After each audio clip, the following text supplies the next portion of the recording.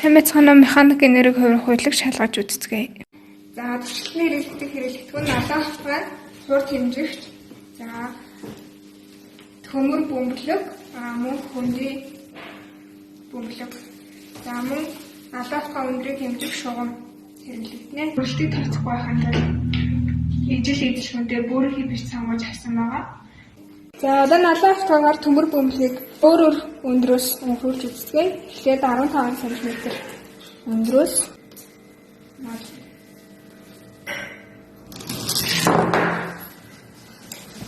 энэ үед бөмбөлийн хурд 136 м/сек, 14 см өндрөөс бөмбөлийн хурд 133 м/сек. Алаан хавтгай өндөр 13 см үед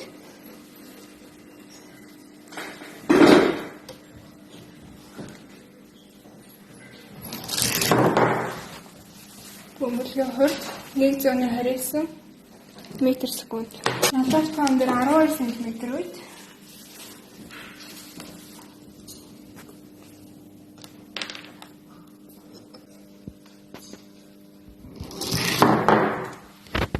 бөмбөлийн хурд 126 м/сек. Алаан хавтгай өндөр 11 см үед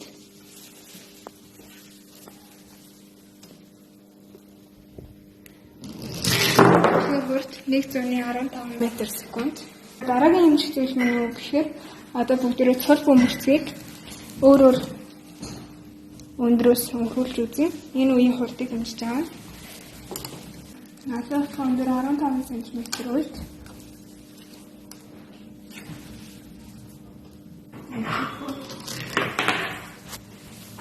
нэг 139 м/сек, 14 см өндрөөс өнхрүүлж үзье.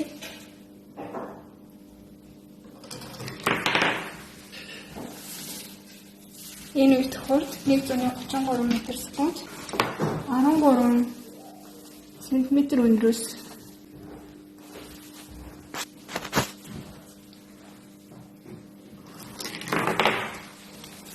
энэ үед хурд 128 м/сек,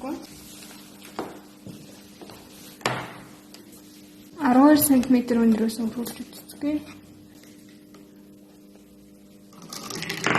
Энэ үед бөмбөлийн хурд 118 м/сек. За 11 см өндрөөс өнхрүүлж үзье. Энэ үед бөмбөлийн хурд 119 м/сек. Хэмжлэх хятадыг самбарт харуулсан байна. Одоо бүгдээрээ туршлагаар хэмжсэн хэмжлэгийн хятад тооцоолоор хэлцгээе. Алаан хавтгай үргэлжлэхээр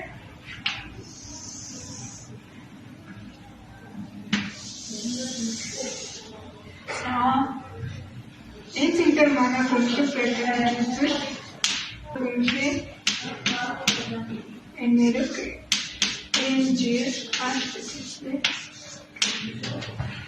тодорхой өндрөөс би бөмбөлөг алаан хавтгай дагуу шилжилт хийдэг.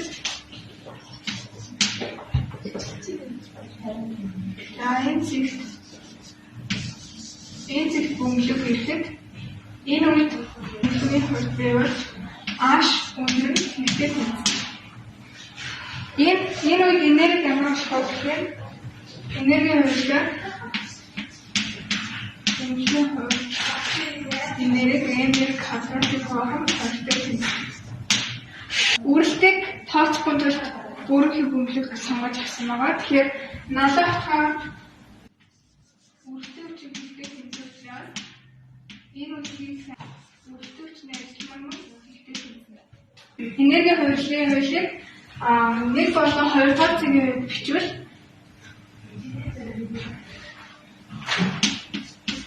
бүтэнцэл энерги нь кинетик энергитэй хэлбэр буюу энерги капацитет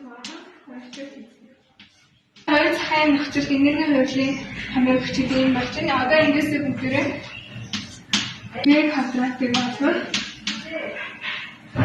2G H гэх юм. За эндээс B гэдэг язгуурын дор 2G H болно. Язгуур дор 2G H гэсэн тандаа H хэмжээ болуулаад H эсрэг гэсэн тооцоололоор олсон хурдны утгууд гарна. Тооцоололоор олсон хэмжээтэй утгуудад бас нийтэн тэмдэглэсэн байна. За B гэдэг хурд маань бидний туршилтаар хэмжиж олсон хэмжээтэй утга. B эсрэг маань тооцоололоор олсон хурдны утгууд байгаа. Одоо бүгдээрээ төмөр бөмбөлгийн хувьд тооцоололоор хэмжээтэй хэмжиж олсон хурд тооцоололоор олсон хурд хоёрын хамаарлын график байгуулж үздэг.